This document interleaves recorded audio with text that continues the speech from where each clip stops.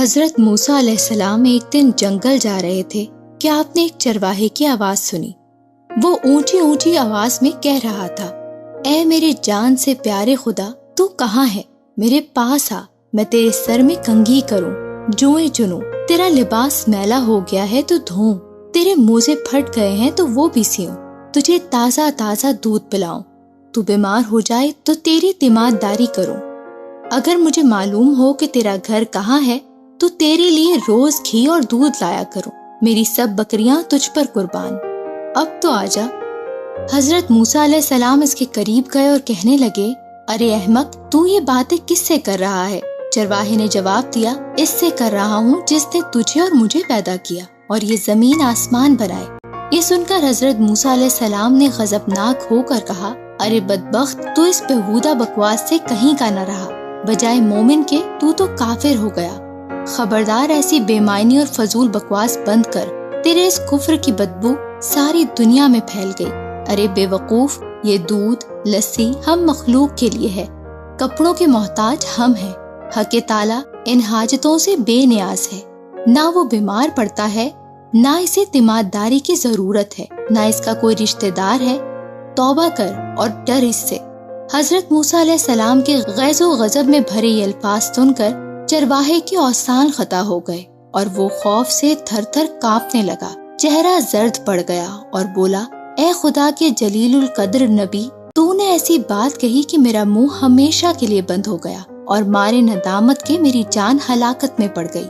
یہ کہتے ہی چرواہے نے سرد آہ کھینچی، اپنا گریبان تار تار کیا اور دیوانوں کی طرح اپنے سر پر خاک اڑاتا ہوا غائب ہو گیا۔ حضرت موسیٰ علیہ السلام حق تعالیٰ سے ہم کلام ہونے کے لیے کوہ طور پر گئے تو خدا نے فرمایا، اے موسیٰ، تو نے ہمارے بندے کو ہم سے جدا کیوں کیا؟ تو دنیا میں جدائی کے لیے آیا ہے یا ملاپ کے لیے؟ خبردار، اس کام میں احتیاط رکھ۔ ہم نے اپنی مخلوق میں ہر شخص کی فطرت الگ بنائی ہے اور ہر فرد کو دوسرے سے جدا عقل بخشی ہے۔ جو بات ایک کے عقل میں اچھی ہے وہ دوسرے کے لیے بری ہے۔ ایک کے حق میں تریاق کا اثر رکھتی ہے، وہی دوسرے کے لیے زہر ہے۔ ایک کے حق میں نور اور دوسرے کے حق میں نار۔ ہماری ذات پاکی و ناپاکی سے مبرہ ہے۔ اے موسیٰ، یہ مخلوق ہم نے اس لیے پیدا نہیں کی کہ اس سے ہماری ذات کو کوئی فائدہ پہنچے۔ اسے پیدا کرنے کا مقصد یہ ہے کہ اس پر ہم اپنے کمالات کی بارش کریں۔ جو شخص جس زبان میں بھی ہماری حمد و ثنا کرتا ہے، اس سے ہماری ذات میں کوئی کمی پیشی واقع نہیں ہوتی۔ مدح کرنے والا خود ہی پاک صاف ہوتا ہے۔ ہم کسی کے قول اور ظاہر پر نگاہ نہیں رکھتے، ہم تو باطن اور حال دیکھتے ہیں۔ اے موسیٰ، خرد مندوں کے آداب اور ہیں، دل جلوں اور جاں ہاروں کے آداب اور۔ حضرت موسیٰ علیہ السلام نے جب خدا کا یہ عتاب آمیز خطاب سنا تو سخت پشیمان ہوئے اور بارگاہ الہی میں نہایت ندامت اور شرمساری سے معافی مانگی۔ پھر اسی اضطراب اور بے چینی میں اس چرواہے کو ڈھونڈنے جنگل میں گئے۔ صحرا و بیاباں کی خاک چھان ماری، پر چرواہے کا کہیں کوئی پتہ نہ چلا۔ اس قدر چلے کہ پیروں میں چھالے پڑ گئے، لیکن تلاش جاری رکھی۔ آخر آپ اسے پا لینے میں کامیاب ہوئے۔ چرواہے نے انہیں دیکھ کر کہا، اے موسیٰ، اب مجھ سے کیا خطا ہوئی ہے کہ آپ یہاں بھی آ پہنچے؟ حضرت موسیٰ نے جواب دیا، اے چرواہے، میں تجھے مبارکباد دینے آیا ہوں۔ تجھے حق تعالیٰ نے اپنا بندہ فرمایا اور اجازت عطا کی ہے کہ جو تیرے جی میں آئے بلا تکلف کہا کر۔ تجھے کسی ادب و آداب، قاعدے ضابطے کی ضرورت نہیں۔ تیرا کفر اصل دین ہے اور دین نور جاں۔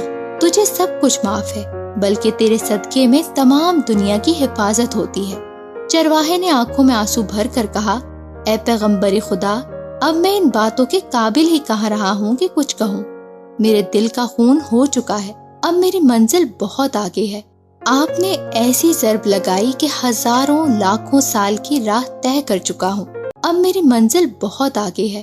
آپ نے ایسی ضرب لگائی کہ ہزاروں لاکھوں سال کی راہ طے کر چکا ہوں۔ میرا حال بیان کے قابل نہیں، اسے بھی میرا احوال مت جانے۔